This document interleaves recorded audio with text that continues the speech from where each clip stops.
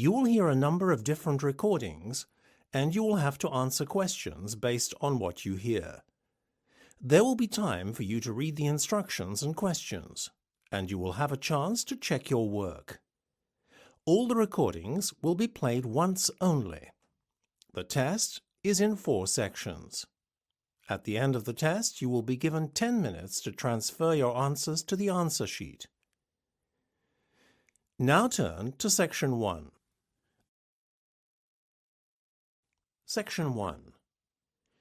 You will hear a conversation in a mobile phone center between a customer and a mobile phone seller. First, you have some time to look at questions 1 to 7.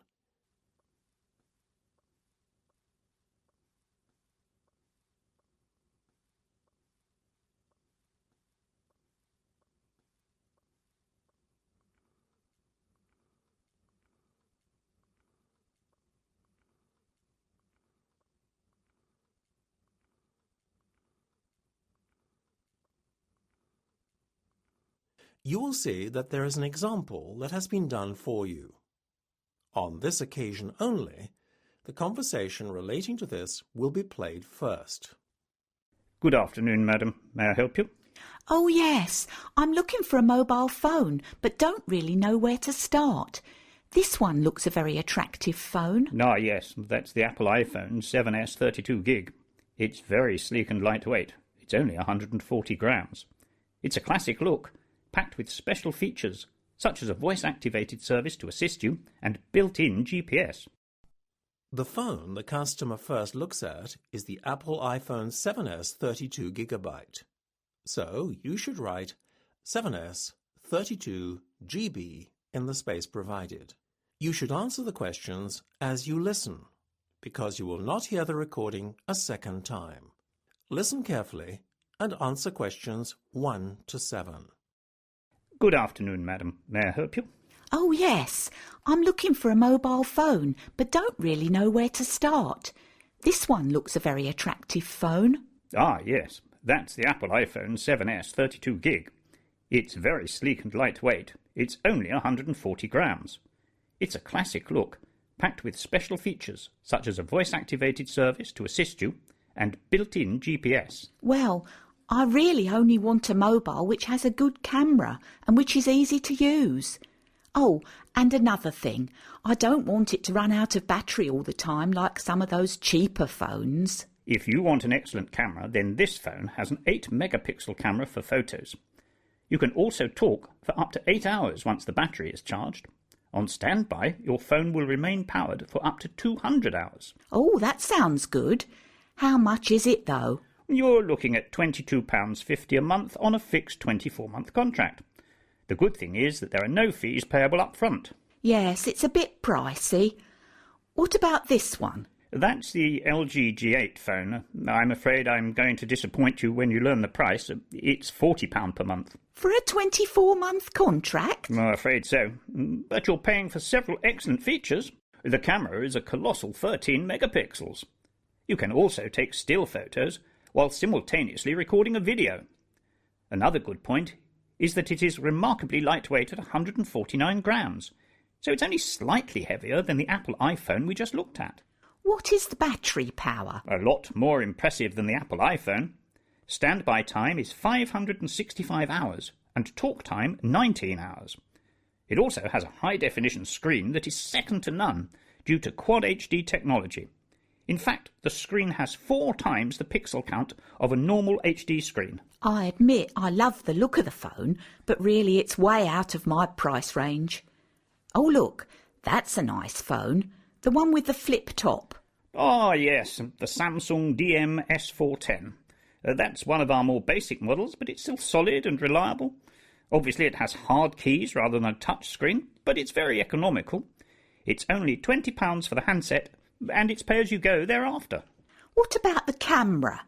Are the pictures of good quality? That's where the other 2 phones I showed you earlier are far superior in quality of picture than this model.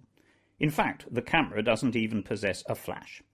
You're also very limited on your talk time.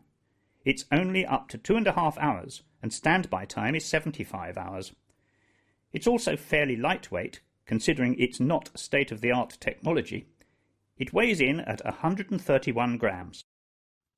Before listening to the rest of the conversation, you have some time to look at questions 8 to 10.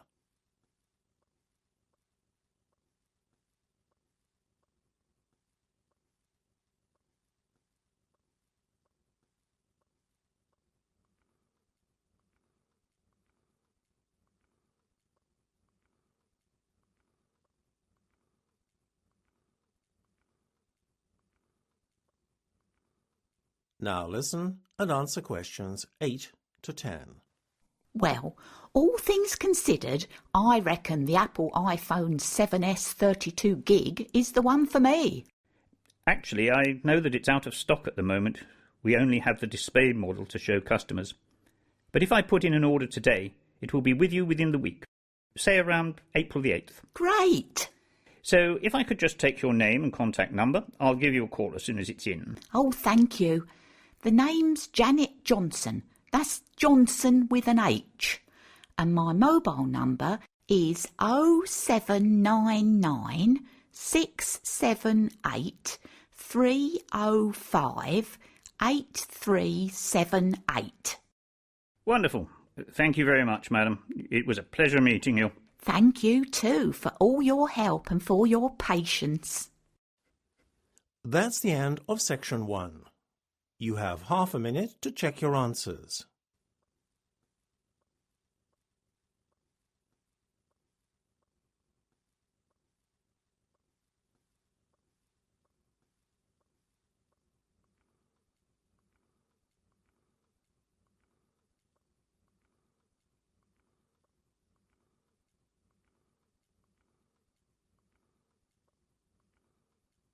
Now turn to section 2. Section 2. You will hear a scientist giving a laboratory induction to a group of new employees. First, you will have time to look at questions 11 to 15.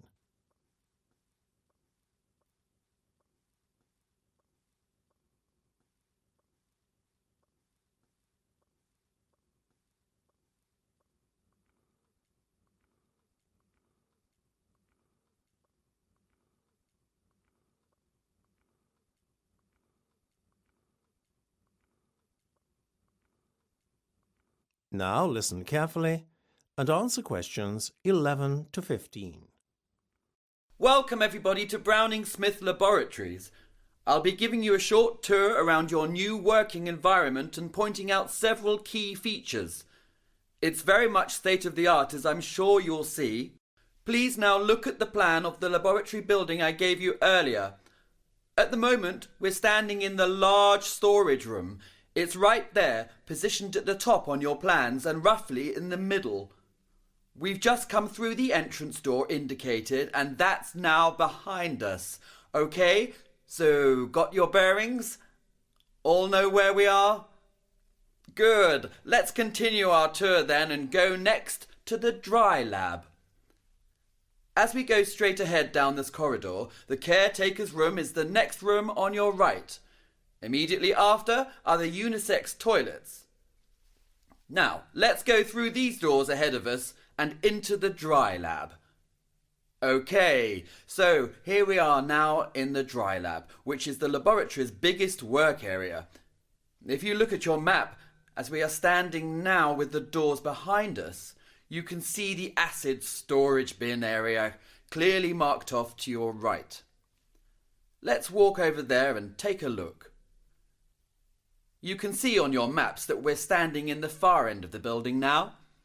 The acid storage bins are a hazardous area, obviously. If one of you should accidentally come into contact with not only these stored materials, but any other hazardous substance, then please proceed immediately to the eyewash emergency shower area.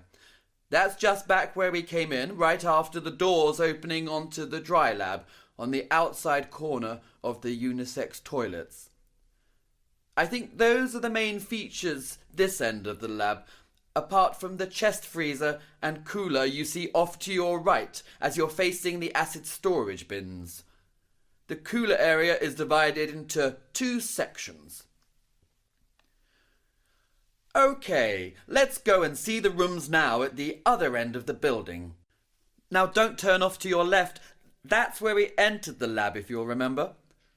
The next entrance off to your left, however, is the wet lab, which, if you'll look on your plan, is adjacent to the large storage area, but can only be reached by this entrance. Let's pass on by this lab and the clean lab adjacent to it and make our way to the small storage area. It's the first room through these doors ahead of us now. Please hold the door open for the person behind you as we file through. Good. I think that's everyone here now. This is the small storage area. And now we are at this end of the building. There remains for me to show you only one other room. You can see 2 doors leading off this room. The one ahead is an exit which will take you outside the building. The other leads to the walk-in cooler. Oh, there is one more area I need to mention. That's the walk-in freezer. It can only be accessed by leaving the building entirely, either through the exit I just pointed out or the first entrance we came in. I hope that's all clear now, but you will soon become more familiar with the general layout of the laboratory building. Before you hear the rest of the discussion, you have some time to look at questions 16 to 20.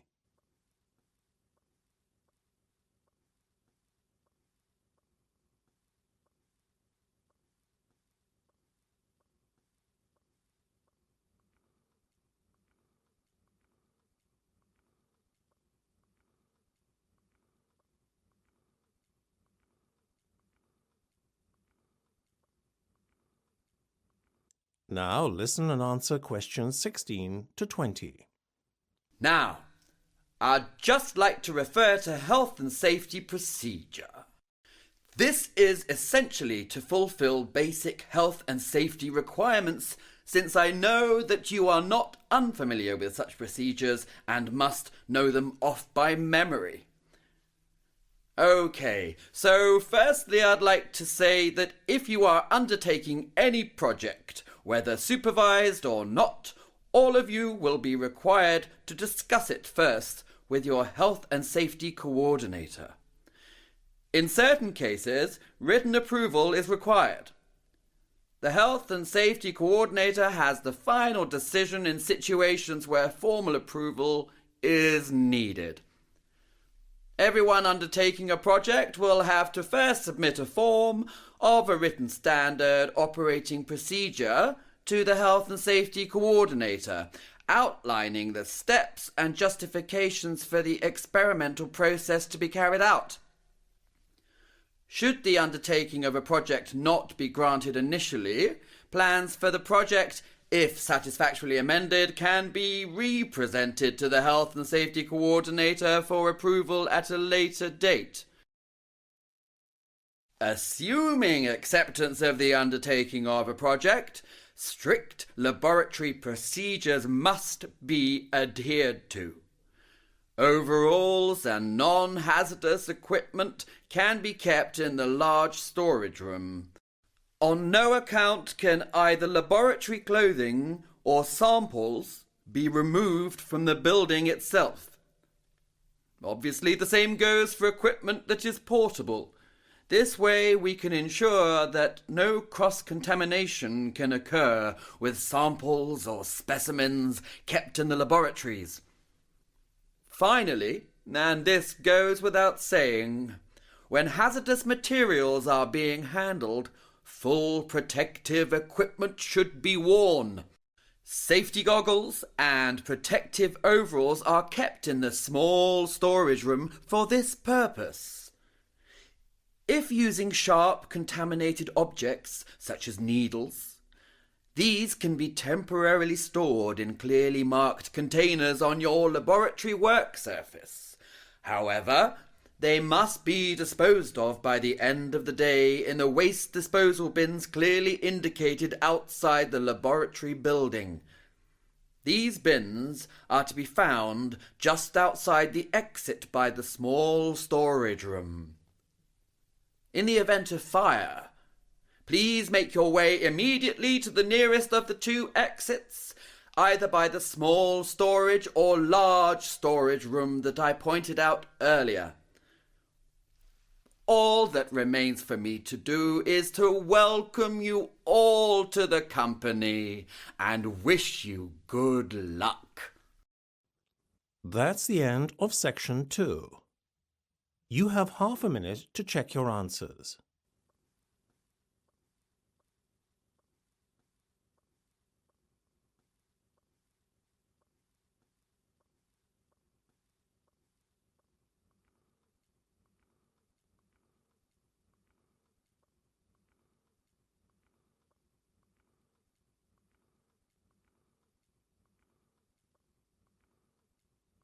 Now turn to section 3.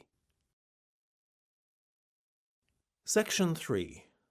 You will hear a discussion between two science students.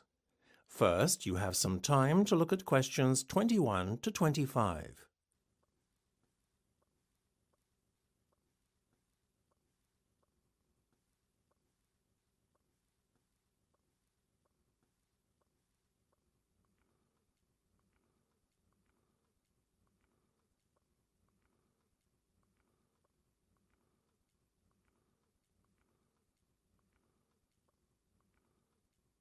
Now listen carefully and answer questions 21 to 25.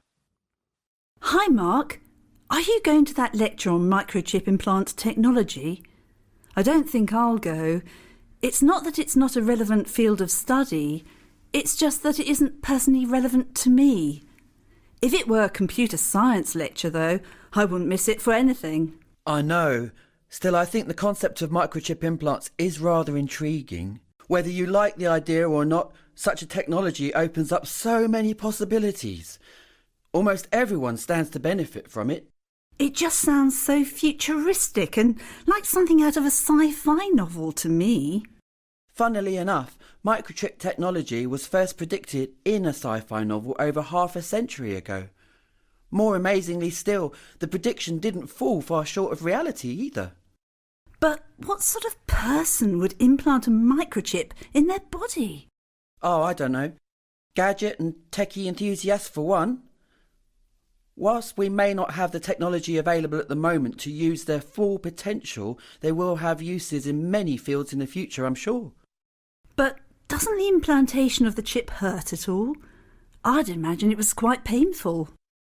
Actually, from what I've heard, it's relatively painless.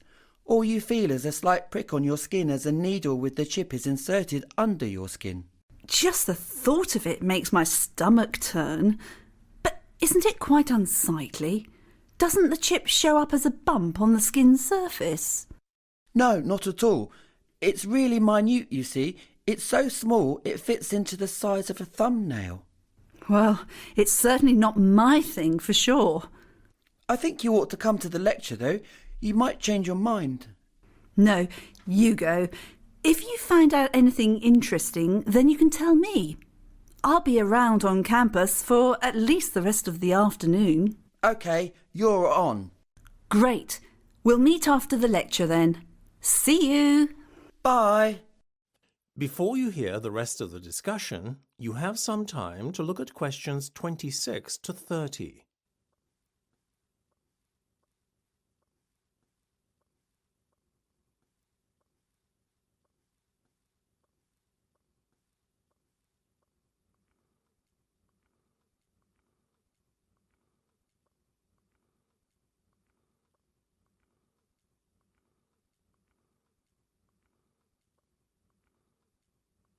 Now listen and answer questions 26 to 30.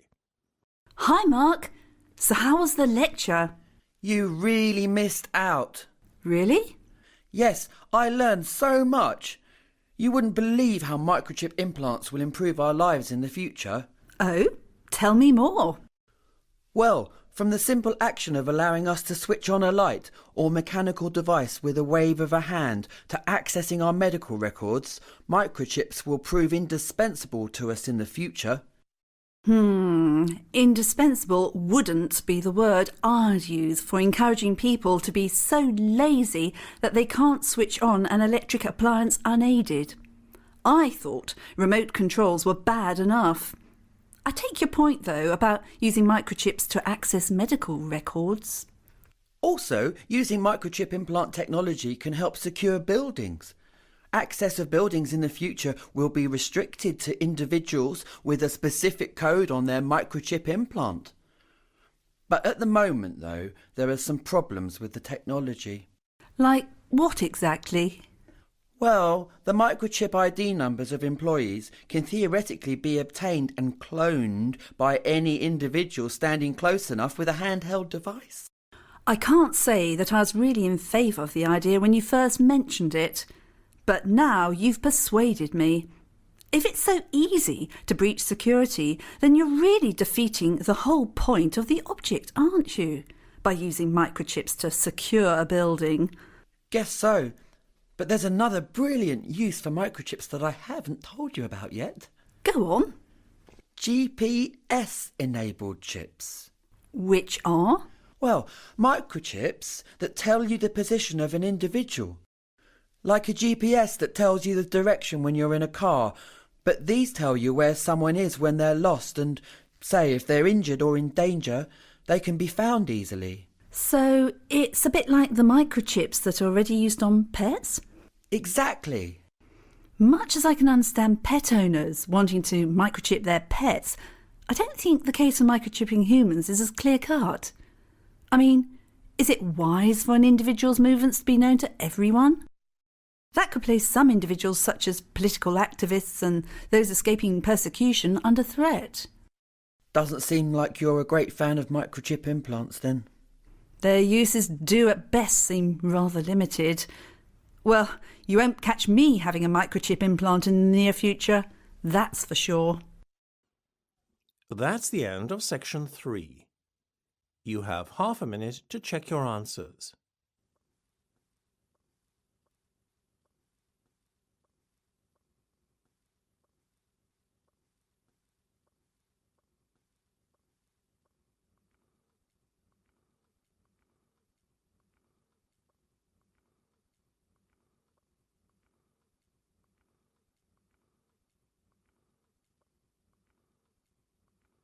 Now turn to section 4. Section 4. You will hear part of a science lecture. First, you have some time to look at questions 31 to 40.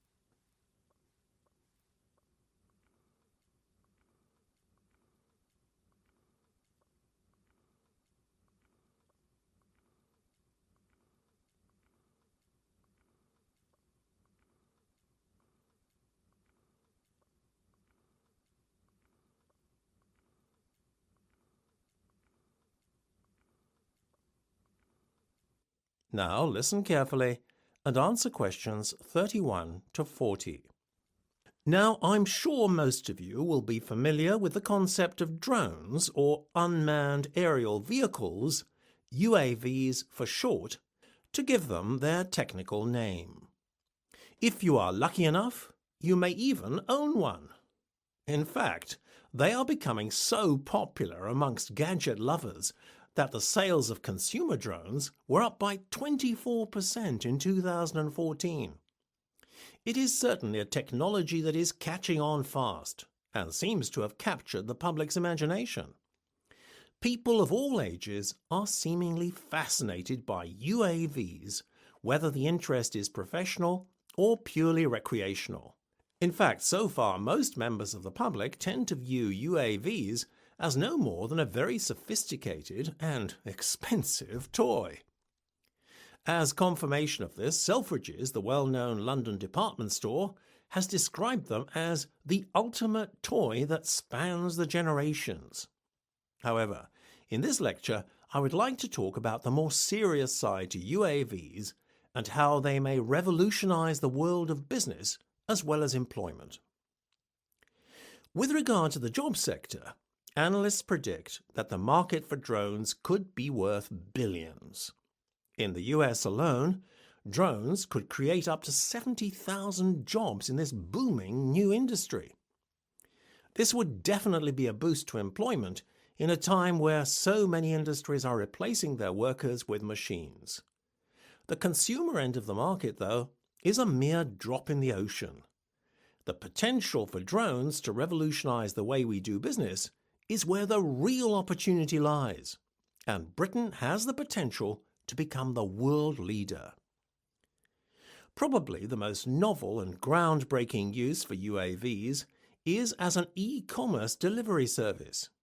However, the idea has yet to get off the ground, literally. In principle, the idea is an excellent one. Consumers order items from an internet site, and the order is dispatched and delivered to your door by an unmanned drone within minutes. The mail-order giant Amazon first conceived of drones as a delivery service in the US, but plans stalled, leading many to question if the whole proposition was merely a marketing stunt. More likely, though, the proposed drone delivery service conflicted with aviation rules as laid down by the US Federal Aviation Administration. The biggest problem in the US is that they've invested $5 billion in a new traffic control system. But it was years before drones were on the radar. Therefore, aviation laws are not compatible with or accommodate for UAVs. The UK, however, has much more relaxed aviation laws. Drones are permitted as long as they do not fly in crowded areas, as defined by the Civil Aviation Authority.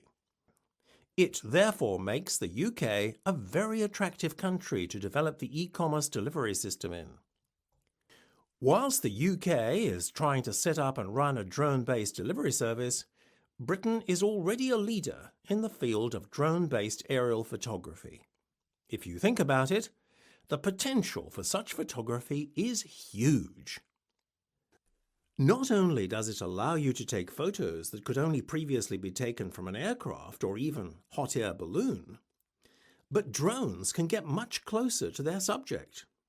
This is obviously a great advantage if taking photos of dangerous wildlife on safari. For the moment, drone-based aerial photography is especially popular for weddings. It's a bit of one-upmanship for the bride and groom, really. I think most people are bored with the usual cliched settings of a church with a countryside backdrop. Well, so far, I've talked about all the positive aspects of UAVs, but we shouldn't forget that there have also been some problems experienced by those using this technology. Many of the problems have arisen because of a handful of hobbyists who are giving the industry a bad name. The issue mainly is with cheap drones flown by people without licenses. Because in the UK, unlike the US, a driver's license is officially required to fly a UAV. When someone flies a drone outside a controlled area like a park, you're heading for trouble. Only recently, an accident caused by a drone made headlines. A photographer was injured in TGI Fridays when a stunt using a drone spectacularly backfired. That might be bad enough, but an even more serious incident occurred recently when a drone had a near miss with an Airbus A320 as it began its descent into Heathrow Airport. However, that said, with stricter regulations in place, Britain could soon see e-commerce delivery systems 24 hours a day and may become a leading centre for imagery shot by drones. It certainly is a burgeoning industry, where, if you pardon the pun, the sky's the limit. That is the end of section 4. You now have half a minute to check your answers.